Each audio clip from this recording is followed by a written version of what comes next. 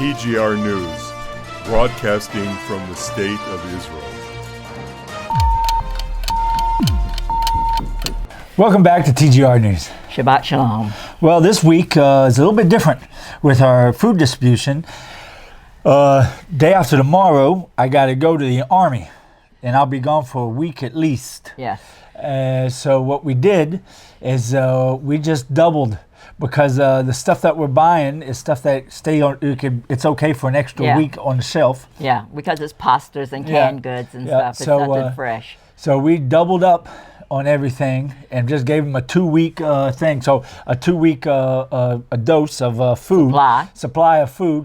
So all your guys' donations and everything they're still getting exactly what they need, and we still need more. You guys come on board. That's for sure. Yeah, absolutely. We need to feed as many people as possible. There's so many hungry people here in Israel. You can see how we pack everything up and giving it to them. So they're going to have the 2 weeks. So even when I'm in the Army, they'll have everything they need.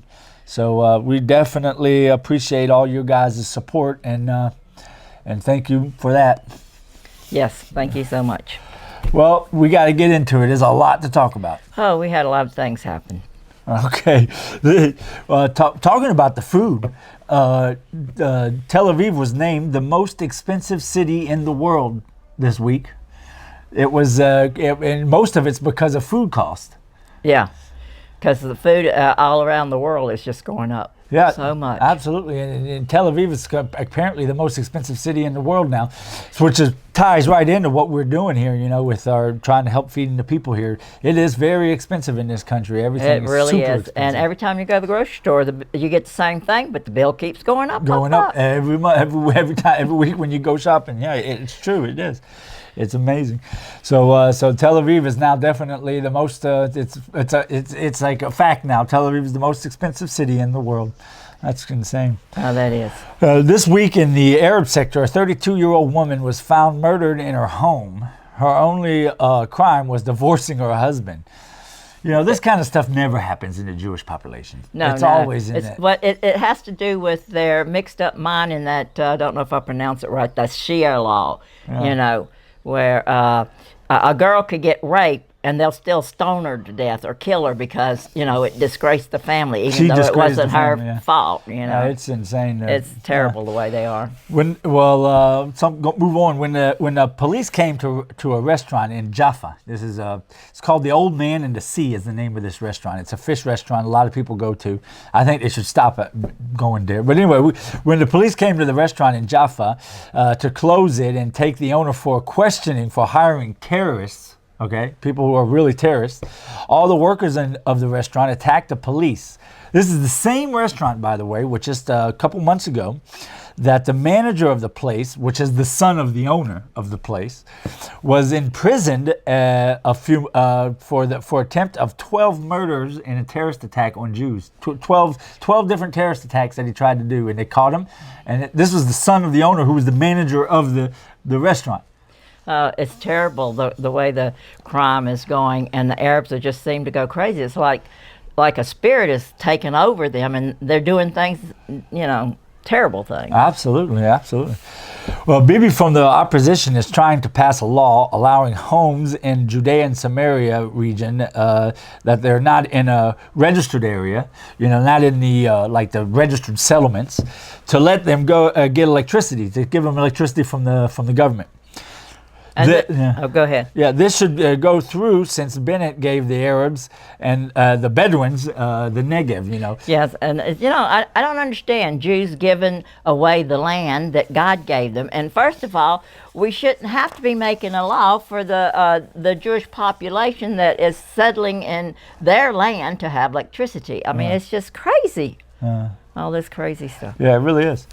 Because of the new variant Omicron, of corona coming from South Africa, which Israel has, by the way, only 4 cases. Yeah. In the whole country, we have 4 cases of this. Bennett is closing the airport and locking the flights in and out of Israel, as well as opening up quarantine hotels again. Yeah, they did that at the beginning of corona. That's No, I just don't understand it. This Like is- I said from the beginning, this is something we're just going to have to learn to live with Absolutely. and take precautions, but not go crazy. Well, this is yet another Prime Minister Naftali Bennett's promises that he has broken. It is part of it. It was part of his campaign about how he'll do no corona restrictions and no everything. He'll lead the country in a better way. But I guess there's some good news. At least now, from what I remember, he's broken now every single one of his campaign promises. So good news is we don't have to worry about no more promises being broken. That's just being a politician. They'll mouth off, "Oh, this is what I'm going to promise," knowing good and well they're lying because they're going to do what they want. Yeah. Well, just a few days ago, after Prime Minister Bennett told the public to be responsible for and don't fly to vacations and stuff, his wife and kids went on an exotic vacation. Just a few days after he addressed the nation, tell everyone, be responsible, don't go, don't fly, don't do this, don't do that. Right? Well, that's like the government officials all over the world are, doing that kind of stuff. You hear on the news, like in America, this mayor or that governor says, you got to do this and you can't do that. And then they find out they're doing just the opposite. Right, exactly. It's well, terrible. Just right after his wife and kids came back from their vacation, that's when he started the process of locking down the country and everything. When he was asked about his response, he responded by saying he was only giving the public a suggestion. When in the media they brought up, "Were you telling us not to fly, and your parents and your wife and your kids are flying?" And then he goes, "Oh, it was just a suggestion." Yeah, after he's closed the airports down, right? Yeah, It's exactly. a suggestion. It's, there's a hospital, the name of Rambam, at the Rambam Hospital on Saturday night, after the doctor could not save an airman who was in surgery. The three family members that were waiting there, during the waiting in the waiting area after the surgery, attacked the doctor and hospital workers after hearing the news of his death. This isn't the first incident with the Arabs doing this. Yeah, it is. Arabs are ramping up their intifada tactics on the highways of Israel by throwing stones into fast-moving cars. Now, they've always done this, but it's getting worse and worse now. They're building up more and more. Yeah, it's getting worse and worse, the fact that they're doing all this stoning and stuff. It's... Like I said, they've always been doing it, but it's But now it's like there's a few streets, like especially in going outside of Jerusalem towards Hebron. It's called the Highway 60.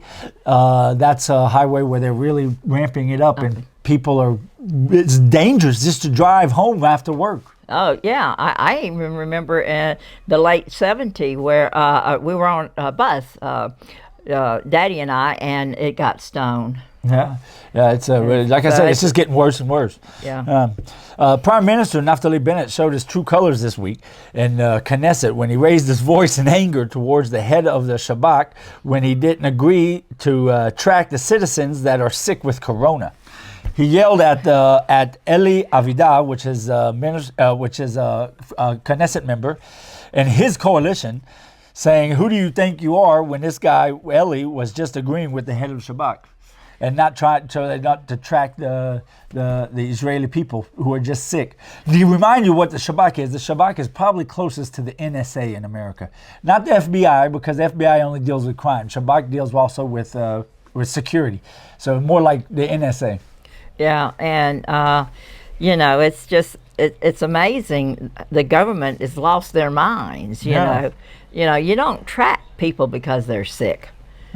And besides, anybody that has a smartphone or a computer or a TV, they can track. They're being tracked anyway. They can be tracked, so they don't need nothing special. It's ridiculous. Well, Wednesday night, a car with two Jews driving in it. They drove by accident. They were trying to find a way, and they accidentally drove into Ramallah. And of course, in Ramallah, the first thing they did is they tried to lynch him and catch him and tried to kill him. They ended up lighting their car on fire and everything. But the IDF was able to realize what happened very quick and get the two out. Yeah. But the point is people don't understand. What if it was the other way around? Arabs are driving around Tel Aviv, Jerusalem, all of our cities, in our neighborhood, Arabs everywhere.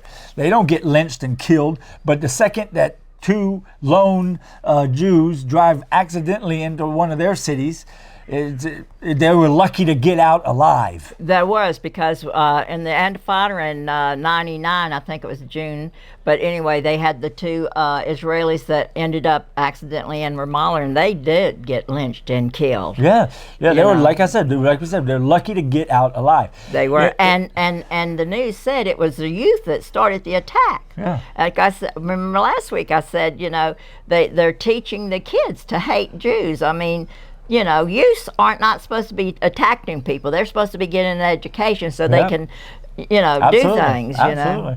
Yeah, so I mean, it's just when everyone talks about how all your anti-Semitic talks around the world where Israel's the bad guy and stuff, they don't. Of course, they don't want to talk about stuff like this where Arabs are free to go around and do whatever they want. But if we make one mistake, we get killed. Yeah. They just lynch us and 'cause kill us. You go to the grocery store, they're in the grocery stores with you. You go to the mall, they're in the malls with you. They're walking the streets, and like you said, they're all over the place. And the Jews, live peacefully with them. It's the other way around.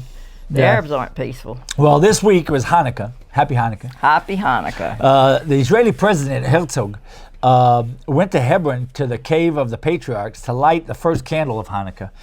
It caused a big uproar and almost a big riot and everything, obviously, with the Arabs in Hebron. But for those of you who don't know, the Cave of the Patriarchs is where Abraham is buried. Yes. It's a very, very religious place for the Jews. Obviously, Abraham, the father of the nation, right? Right. And actually, Herzog doing this, to me, from reading it from the outside, to me it was a nice thing. First of all, forget about of course we know the Arabs are going to hate it and everything, but it means to me that he's probably a little bit more right wing than he likes to say Yes. in the public eye. Yes. Because why else would you go where there's tension with the Arabs to light the first candle of Hanukkah? I mean, he has a whole different areas he could choose from, but he chose that. Yes, and it's good he chose that. Yeah. Because, it's like you said, Abraham is the father of the Jewish people. Absolutely. Yeah. In Vienna, of course, I'm sure everyone, this is, I think, the fourth day of talks now, the discussion in Iran's nuclear program. So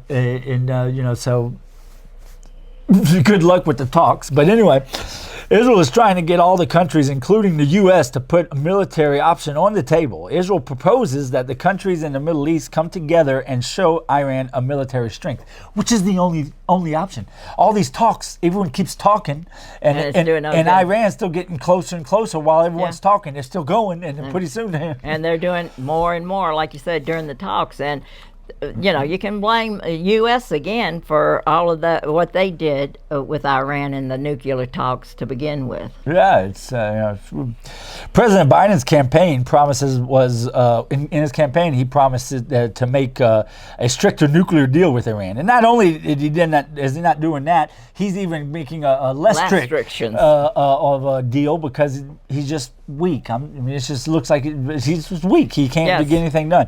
Which is putting the U.S. and all the countries basically in the world in great danger. Yeah. It's it really is. Iran has ramped up their uranium productions while the Vienna talks were taking place. They found Israel intelligence found out later that while they were talking about not doing it, they were doing more. Yeah, that's the way they are. It's amazing.